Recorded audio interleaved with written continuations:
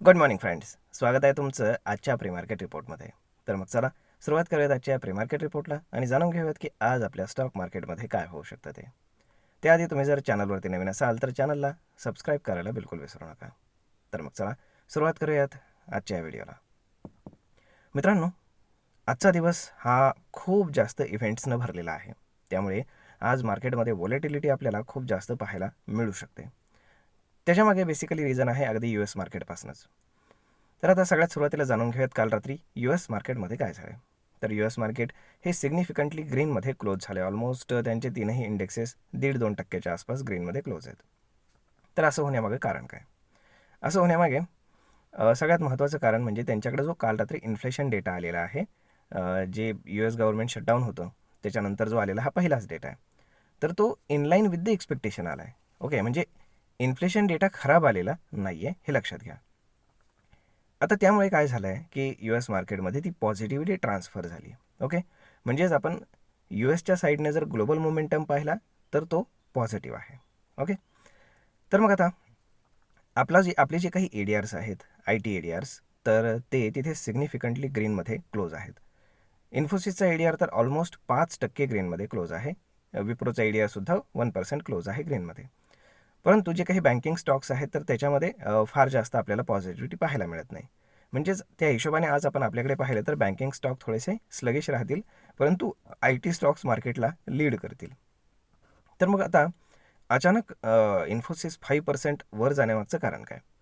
तर काल रात्री तुम्हाला जसं कालच मी सांगितलं होतं की ॲक्सेंचर त्यांचं क्वार्टरली रिझल्ट प्रेझेंट करणार होतं. तर ॲक्सेंचरनं त्यांचा क्वार्टरली रिझल्ट प्रेझेंट केला आहे आणि त्यामध्ये ॲनालिस्ट एक्सपेक्टेशन बीट करून रिझल्ट आलेला आहे. मग तो रेव्हेन्यू असो किंवा मग एबिटा मार्जिन असो किंवा मग सेल्स ग्रोथ असो, प्रत्येक ठिकाणी त्यांनी आउट परफॉर्म केलेलं आहे. फार जास्त सिग्निफिकंटली आउट परफॉर्म केलं आहे का? तर तसं नाही. अगदी काही काही ठिकाणी पॉईंटमध्ये सुद्धा ते ॲनालिस्ट एक्सपेक्टेशन बीट करून गेलेत. परंतु जिथे त्या सेक्टरला एवढं दाबण्यात आलं होतं पूर्ण गेले 1-1.5 वर्षापर्यंत, तर तिथे अशी रिझल्ट येणं ही चांगली गोष्ट आहे आणि फ्युचरमध्ये ग्रोथ आपल्याला त्याच्यामधनं दिसते. ओके, त्यामुळे जे IT स्टॉक्स आहेत की जे सर्व्हिसेस प्रोव्हाइड करतात, म्हणजे फक्त AI नाही तर सर्व्हिसेस प्रोव्हाइड करतात, जे AI तयार करतील किंवा AI वाल्यांना सपोर्ट करतील, तर त्यांनासुद्धा आता फार चांगले दिवस येताना आपल्याला दिसत आहेत. त्यामुळे आजसुद्धा आपल्याकडे IT स्टॉक्स फार जास्त चांगले परफॉर्मन्स दाखवू शकतात. आता दुसरी गोष्ट म्हणजेच हा झाला युरोपियन आणि अमेरिकन भाग. आता जर आपण जपानच्या बाजूने पाहिलं तर आपल्या म्हणजे आपण काय म्हणू शकतो की वेस्ट एशियामध्ये जपान जो आहे तर तो खूप जास्त डेव्हलप कंट्री आहे. ओके, त्यामुळे त्यांचा जो रेट ऑफ इंटरेस्ट असतो त्याला फार जास्त महत्त्व असतं. तर आता काय आहे की आज आहे बँक ऑफ जपानची पॉलिसी. तर आज इव्हेंट अगदी त्यांच्याकडे पहाटेपासून सुरू झालेत, म्हणजे त्यांच्याकडे दिवस आहे आणि आपल्याकडे आता सकाळ सकाळ आहे. तर पहाटे जो काही त्यांचा इन्फ्लेशन डेटा आला आहे तर तो इनलाईन विथ द एक्सपेक्टेशन आला आहे की ज्याची अपेक्षा नव्हती. ओके, त्यामुळे आता लक्षात घ्या की सकाळी 8:30 वाजता म्हणजे आपलं मार्केट सुरू होण्याआधी अर्धा तास त्यांचा इंटरेस्ट रेट डिसिजन आहे आणि मोर ऑर लेस सगळ्या जगातल्या मार्केट्सनं हे ॲब्झॉर्ब केलेलं आहे की जो 0.5 इंटरेस्ट रेट आहे तर तो आता 0.75 होईल, म्हणजे 25 बेसिस पॉईंटचा त्याच्यामध्ये इन्क्रीज होईल आणि ऑलमोस्ट त्याची पॉसिबिलिटी 98% आहे. ओके, आणि त्यामुळे ते जगातल्या सगळ्या मार्केट्सनं ते ॲब्झॉर्ब करून ठेवलेलं आहे. त्यामुळे जर 25 बेसिस पॉईंटचा कट आला, जर इन्क्रीज झाला तर फार जास्त निजर्क रिॲक्शन मार्केटमध्ये येईल का? तर मला वाटत नाही की खूप मोठी निजर्क रिॲक्शन येईल.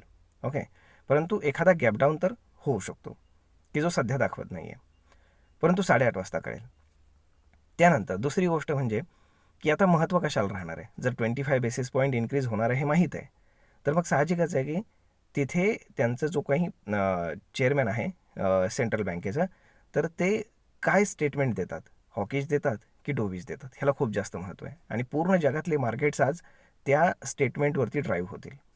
कारण जर समजा त्यांनी हॉकीज स्टेटमेंट त्यांच्या इकॉनॉमीसाठी केलं तर मग मात्र पूर्ण जगामध्ये अगदी क्रॅश लाईक सिच्युएशन होऊ शकते.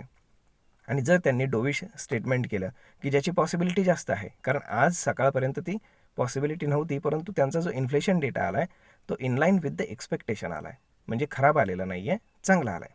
त्यामुळे ते डोविश स्टेटमेंट देण्याची पॉसिबिलिटी आता खूप हाय झालेली आहे. आणि ते जर त्यांनी केलं तर जगातले मार्केट्स आहेत तर ते पुन्हा एकदा बूम बूम करायला सुरुवात करतील, लक्षात असू दे, आणि त्यात आपलंही मार्केट येईल. त्यामुळे आता पाहावं लागेल की सकाळी 8:30 वाजता त्यांचा इंटरेस्ट रेट डिसिजन आहे. तो डायरेक्ट मार्केट ओपन होण्याआधी आहे, त्यामुळे तो मार्केटला इन्फ्लुएन्स करेल ओपन होताना. आणि आज दुपारी 12 वाजता त्यांची प्रेस कॉन्फरन्स आहे जपानमध्ये. म्हणजेच काय की आपल्याकडे जेव्हा दुपारी 12 वाजले असतील तेव्हा तिथे त्यांची प्रेस कॉन्फरन्स सुरू होईल आणि साधारण अर्धा तास ती चालेल. म्हणजे 12 ते 12:30 ह्या दरम्यान जे काही घडेल त्यानंतर पूर्ण दिवसभर मार्केट त्यावरती रिॲक्शन देईल, हे लक्षात घ्या. त्यानंतर जर आपण पाहिलं तर इंडिया US ची ट्रेड डील त्याच्या संदर्भातली कुठलीही अपडेटेड इन्फॉर्मेशन आलेली नाही आहे. परंतु ओमान आणि भारत यांचं FTA साईन होण्याची पॉसिबिलिटी आहे, कारण पंतप्रधान ओमानला जाणार आहेत आणि तिथे ते साईन होण्याची खूप हायली पॉसिबिलिटी आहे. अशा सगळीकडे गोष्टी येत आहेत. त्यामुळे नवीन नवीन मार्केट्स इंडियासाठी ओपन होत आहेत.